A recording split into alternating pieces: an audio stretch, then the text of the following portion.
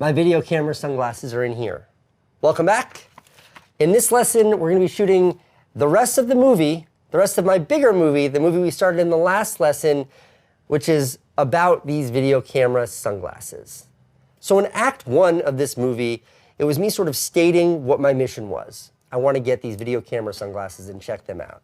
Then I delved into an adventure all around this city, an accidental adventure, but an adventure nonetheless. All over this city trying to find these things. I found them and landed right back here. And that's where we're picking up. I think how that's going to start is me walking through the door and then me looking at the glasses with my overhead shooting rig. Almost a POV of me opening, unboxing these glasses to get my first look at them.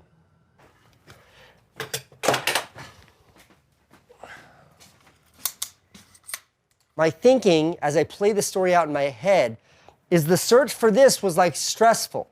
It was very stop and go. And now, Act 2, I want to be we move through it. We get right into it. So I'm going to come into this studio kind of forcefully, throw my skateboard down, and then just boom, straight into the action. The first shot is this camera here, and I'm zoomed in on this screen. So you're going to see me kind of walk into frame, but on this screen. And the reason why I'm doing that, it's just sort of a nod to the intro of this video where I repair this screen. So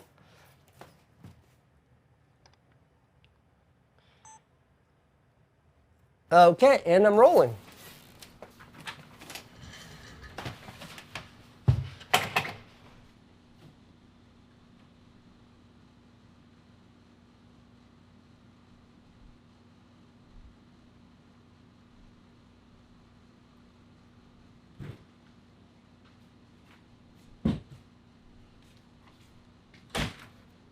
All right, I got that.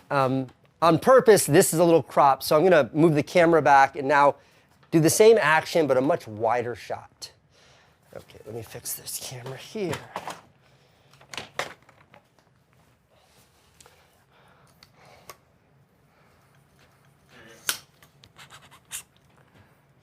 All the way across, okay.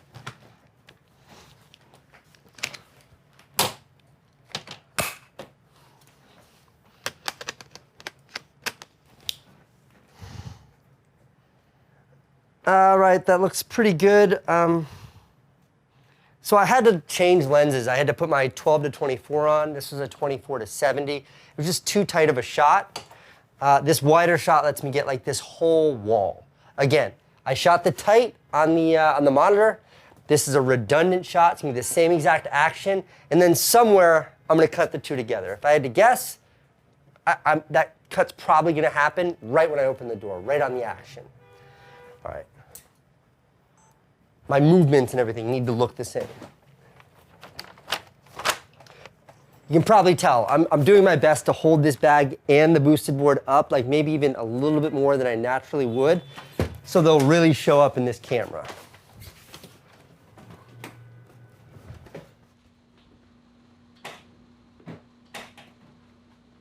Well, that was an adventure, wasn't it?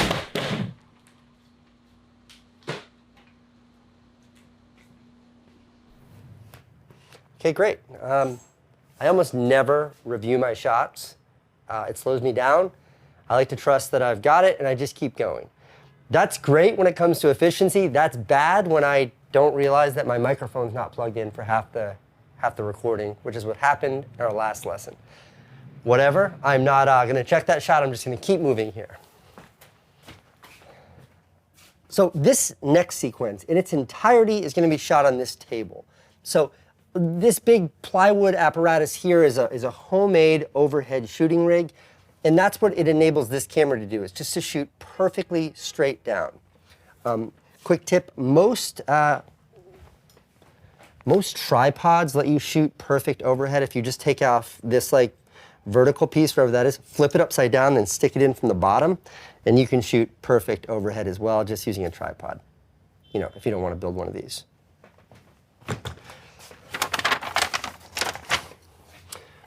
Just set my framing here. Okay, so this camera's rolling. This shot needs to cut in with the previous shot with my skateboard where I throw it down. So I'm walking over here to like throw this bag on the table dramatically. I should explain something here. So if you've ever seen my YouTube videos where I've done any sort of unboxing, I'm not exactly gentle with the packaging that whatever I'm unboxing comes in. And I do that for a reason. That reason is because it's funny. Watching like a box open, to me, is not that interesting. But watching somebody like tear a box to pieces like a caged animal, I think that's funny. I think it's funny every time. So with that, I will be like unboxing this pretty aggressively, starting with the way I throw this bag down. Now, in this frame here, I can see my overhead shot. And what I want is this to just kind of, just like that, slide across, just like I throw it down. Okay, so I'm gonna shoot this now.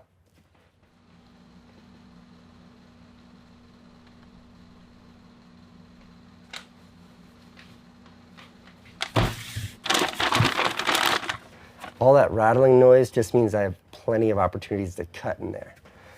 One thing I do to make these sequences interesting is I zoom in, change up the shot, do an action, zoom out, change up the shot, move the camera, change up the shot. And there's a lot of that for an unboxing. I think I can make this interesting and funny by doing that with like a lot of sort of like kinetic energy, like just a lot of movements.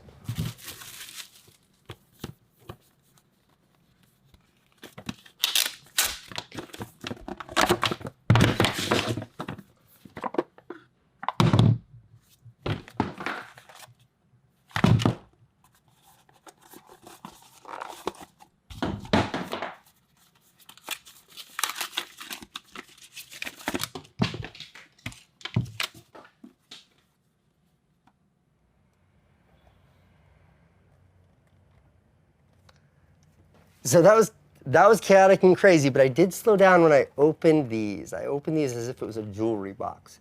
Again, none of that was accidental. The chaos of like the crazy, like get to the goods, get to the goods, get to the goods. Here's the goods. Oh, like in Pulp Fiction, the suitcase that has a light in it. That's what this is. Okay, let me keep going here.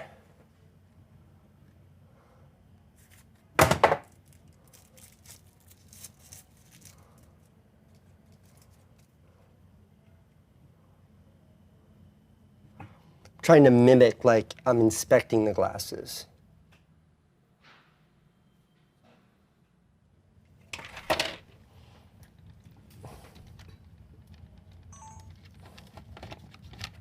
Okay, now what I need is a reversal of that. So it was a kind of a slow, deliberate look at the glasses. And if I can now put this camera really low, shooting up at my face with the glasses between the lens and my face, as if I'm looking, I'm inspecting them. Again, it kind of humanizes all of that chaos. It shows that behind that is me thinking about or me examining, what is this object? Do I care about this? Is this good? Is this good? I need my lens.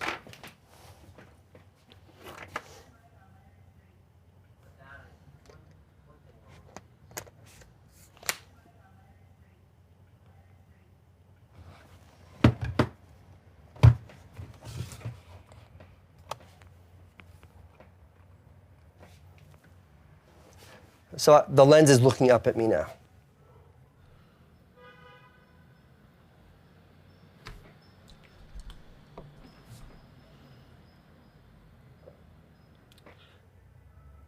Well, right off the bat, I see one thing that's wrong with these. Well, right off the bat, I see one thing wrong with these. That line is meant to tee up what I'm going to do as a really chaotic sequence, a sequence that could probably be its own YouTube video, but it's going to be me making these glasses look like these glasses. If you remember when I did my the opening monologue to the camera, I said that my Ray-Ban glasses were so closely tied to my identity. Well, not these generic ones, but these custom ones, like my custom glasses. So I know the audience is expecting me to make these look like these. And now I want to deliver on that expectation in like the most wham-bam way I can possibly do it. So I have to actually do that, which is a huge pain. But as far as how I capture it, I want it to be just fast, fast, fast. This whole sequence, which in real life is going to take me probably 3 or 4 hours, in the finished movie, this shouldn't be more than like I don't know, 10 or 15 seconds. Cut to the beat, something really cool. A tiny little music video inside of my movie, and that music video is me taking these from this to this.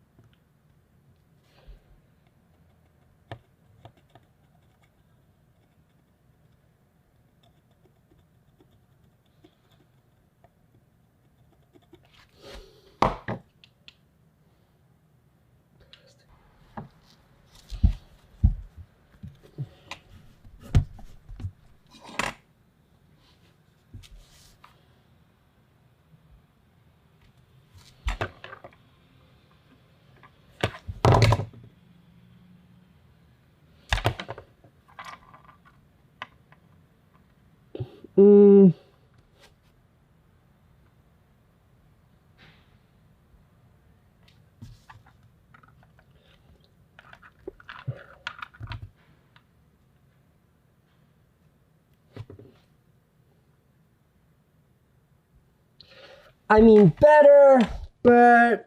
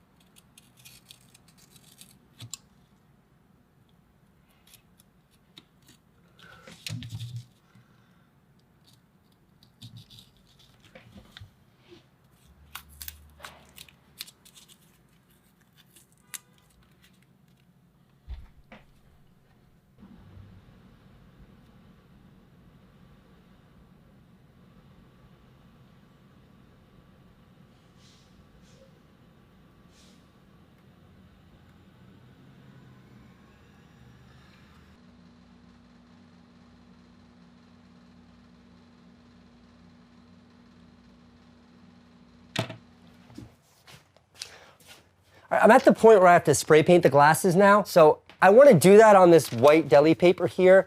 I use that as seamless, as like a backdrop when I want a completely plain backdrop, especially when I'm spray painting. I don't want to get spray paint everywhere. But it's noisy when I pull it down. Instead of trying to hide that, I embellish the sound as much as I can so it makes as much racket as possible, because I know I'm going to want to use this sound in my edit.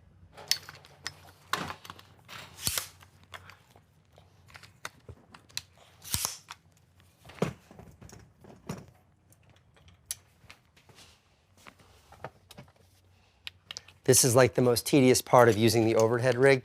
I have to take off the tripod cleat every time I put it on the overhead rig, and then put it back on, and then take it off.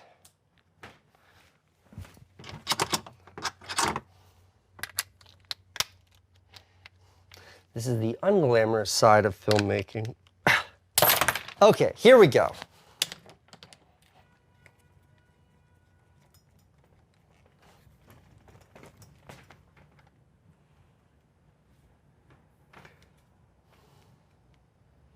Test, test, test.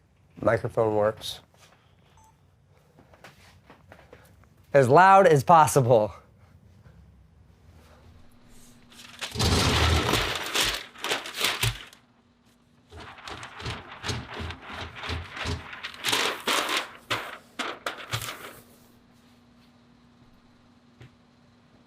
Actually, where are those glasses?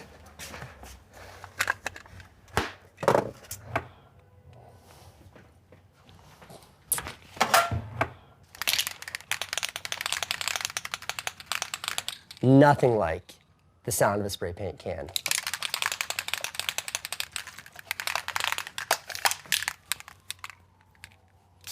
You gotta get out all the pre-spray.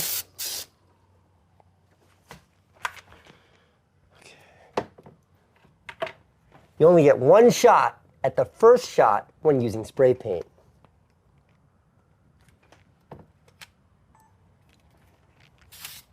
Oops.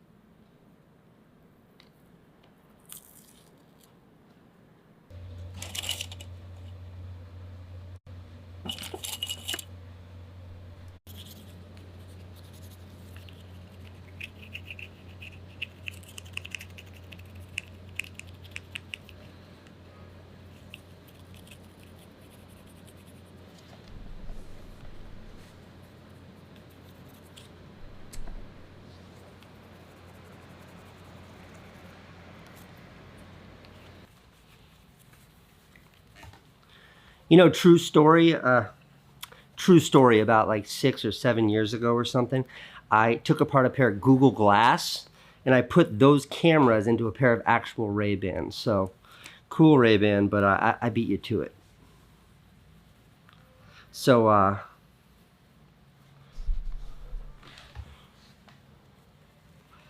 yeah, I've been excited. So yeah, this is an idea.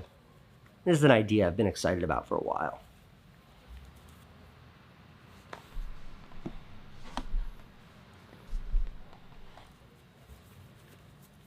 Done.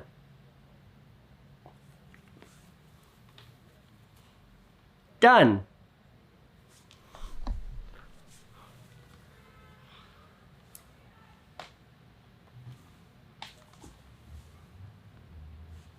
Done. Okay. You might notice that I have a different color shirt on now. The reality is to make these glasses takes like a day for the paint to cure so I could chip it off. I honestly am just realizing that now to camera, but whatever, I'm not going to address it, and hopefully the viewers won't notice that I forgot to wear the same clothes. But I wanted to end that sequence, which was very like procedural, you know, like my hands are in it, but mostly it's about the glasses. I wanted to end it in sort of a very human way. So I reversed it. I'm using this spherical lens. I'm very close to it, but it's a wide, kind of weird shot. The glasses are the subject. I move them out of the way. And then I said, done. And it brings all the attention back to me. And the mission has been accomplished. These are now done. They look just like mine. So what's left here is I want to get a couple of glamour shots of the glasses. They turned out really well. And I want to show that off. Those glamour shots are going to try to mimic the shots that I used when I was spray painting the glasses. Once I've captured that, I'm going to bring it back to me. I'm going to turn the corner from Act 2 and open up Act 3. Act 2 being just about the glasses, what they look like, and taking them from generic, like when I got them from the store, to making them mine. This is like making them personal. This is like bringing them into sort of what has become my identity. That's what Act 2 was. And then this Act 3 is going to be about, their actual performance and what I actually think about them. Okay.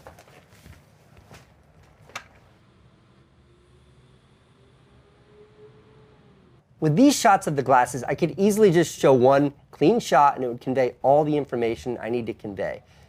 But I think that's boring. So the way I'm trying to make this interesting is by really honing in on my macro cinematography here. There's a couple of rack focuses. I'm changing angles.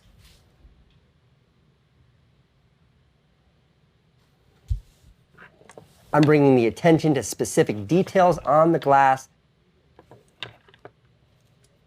And then I end with this really kind of complicated rack focus from the glasses to my face that I did without touching the camera. This shot took me like 45 minutes, by the way.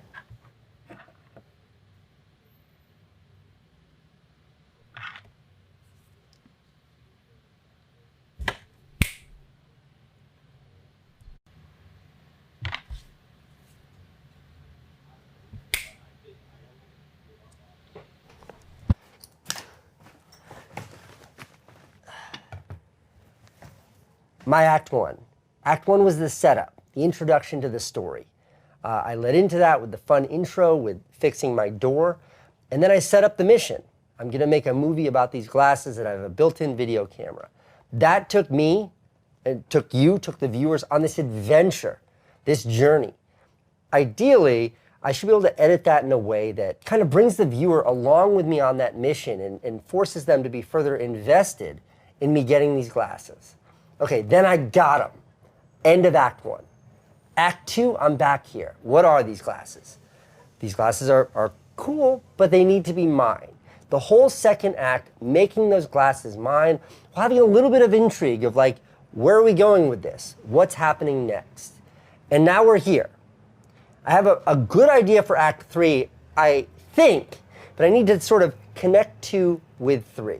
So to do that, okay, well, let me tell you what my Act 3 idea is. I'm going to shoot the entire third act on the glasses, where I put them, but the glasses have, a little camera here, and the entire act, the entire third act, is going to be filmed from my perspective.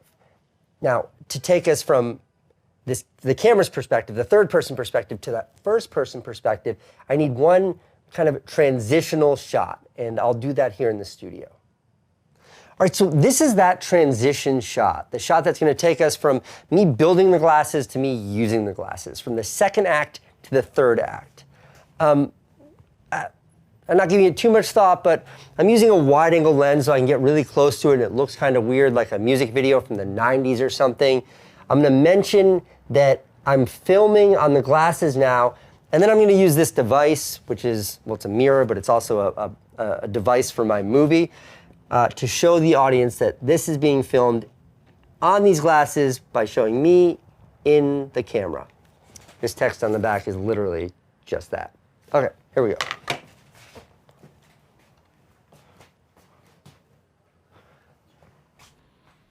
I mean, I think they look pretty good on me.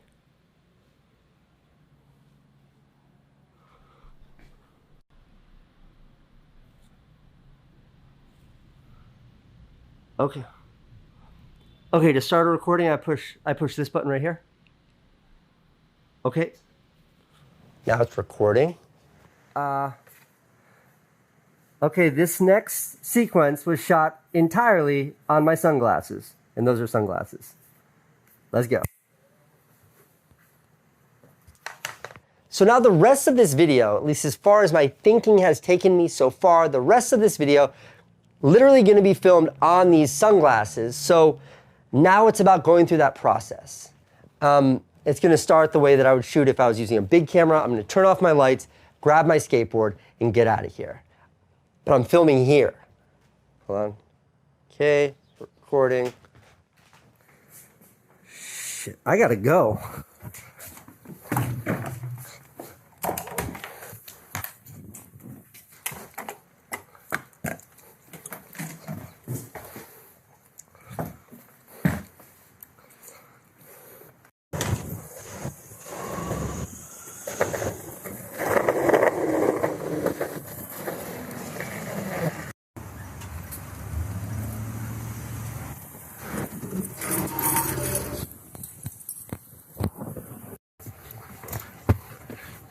Are you crying? Candace? We're gonna miss our flight. So this is it. This is what these glasses look like. They look terrible. I apologize for the low video quality. But what's lucky, what's fortuitous here is that I'm flying with Candace back to Los Angeles today. So the image from these glasses looks like garbage. I know it looks like garbage, and there's no way I can expect my audience to care enough about this image to hang in there unless what I'm filming is really compelling. So I now have to tell a story within the third act from these glasses. And the story that I'm going to tell is that of this journey. Candace and me flying from New York to Los Angeles. Now, when thinking about what I want to shoot with these glasses, it's really simple. I'm just trying to communicate Candace, myself, traveling together, maybe a little bit of romance in there. This is my favorite shot. But I know I'm not going to need that much. I probably got 25 shots here, and there's no way I can make this sequence longer than a minute or a minute and a half because this image quality is so bad. Thank you, boss. Appreciate you, man. And I really want to reiterate, I want to make super clear here. What you're seeing right now, what these shots are, what this sequence is going to be is not about cinematography. It's not about anything but showing the terrible quality of these glasses and trying to tell that through this journey that Candace and I are making. I tried my best to give this a story, and I think there's enough there to maintain interest for the 90 seconds that I'm going to be using. And that leaves me here. I'm back, I have my laptop, and I have everything I need to assemble this movie. And I feel really good about it. I have this little rule, which is like, right when I get the last shot, I have to start editing because the whole movie's fresh in my head. The longer I go between finishing the shoot and then starting the edit, the less likely I am to actually finish it. But I'm excited about what I got. I'm excited about the 3 acts. I'm excited about the different textures and colors and tone of the film. I'm excited that I got macro photography, big photography, terrible quality and really good quality on my camera. I think also what's most exciting to me here is I know that I have all these different textures and tones. I know that I have all of these different themes. I know that this movie is going to be a journey. And I mean that figuratively, even though the movie is also literally a journey. I'm going to be exploring different places. I'm going to be taking the audience with me, like all around New York City, and then taking them on a journey of turning my once like out of the box glasses into these custom glasses. There's ups and downs. There's twists and turns. That may sound crazy when referring to what will be like a 7 or 8 minute long video that I'll probably put on the internet, but that's where my enthusiasm is right now. And this feeling that I have right now, this is the feeling that I'm always striving for anytime I pick up a camera to make a video. So now it's your turn. This is where you're gonna take the lessons of our first exercise where we made a movie, sort of ignoring all the rules of cinematography and everything else and just focused on the story. Take those lessons, but now apply them to a higher degree of filmmaking, one where you are focused on cinematography, where you are asking yourself with every shot, is there something compelling about this shot? Is this shot special? No matter how short it is, does that shot have magic in it? Where you're asking yourself, I've got my idea, I've got my approach, I have enough of an idea of my story to get started, but what are your themes? What's underneath that story? What about your story is going to be relatable to other people? themes that are universal. No matter how specific your idea is, no matter how specific to you it is, there are themes there that are universal. There are themes there that apply to everyone. But it's up to you to figure out how to make them rise to the top. So go out, shoot your next movie. Good luck, and I will see you at our next lesson.